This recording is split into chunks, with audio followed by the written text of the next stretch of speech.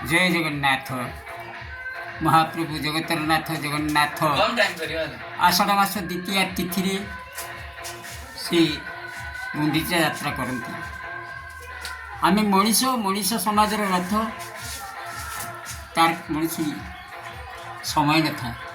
असमय रथ चाली थाए गड़ी समय आसिले जीव बाहुरी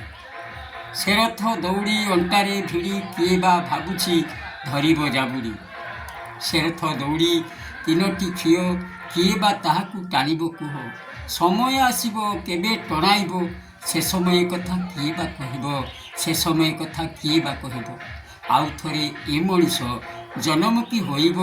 पुनरुक्ति धराधामे केतेबेले आसिब जो नाम धरी डाकुथिले बापा माँ डाकुथिले केते बंधु केते केते गाँ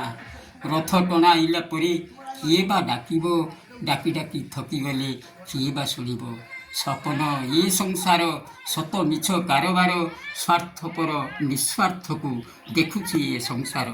किए किए तुमे केउठारु आसीच काहींकि किए तुम माता पिता मने भाबुछ कि जराग्रस्त हेले ए रथ दिने होइब अचल एई कथाटिकु बाबू मने मने भाळ मने मने भाळ।